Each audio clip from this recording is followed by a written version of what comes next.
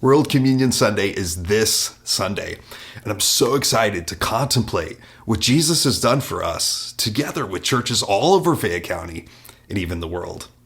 And as we're preparing for communion at Calvary Baptist this week, there's a few things we need to make clear.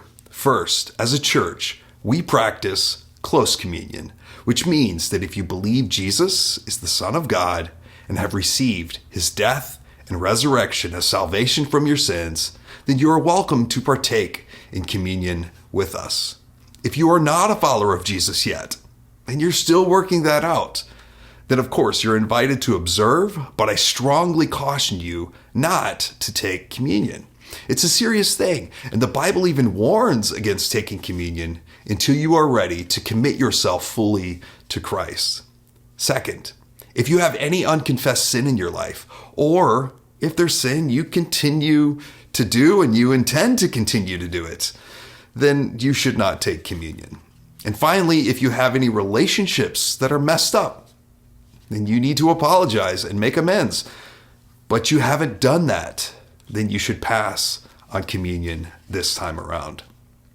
Paul writes to the church in Corinth, "For as often as you eat this bread and drink the cup, you proclaim the Lord's death until he comes. Whoever therefore eats the bread or drinks the cup of the Lord in an unworthy manner will be guilty concerning the body and the blood of the Lord. Let a person examine himself then, and so eat of the bread and drink of the cup. For anyone who eats and drinks without discerning the body eats and drinks judgment on himself.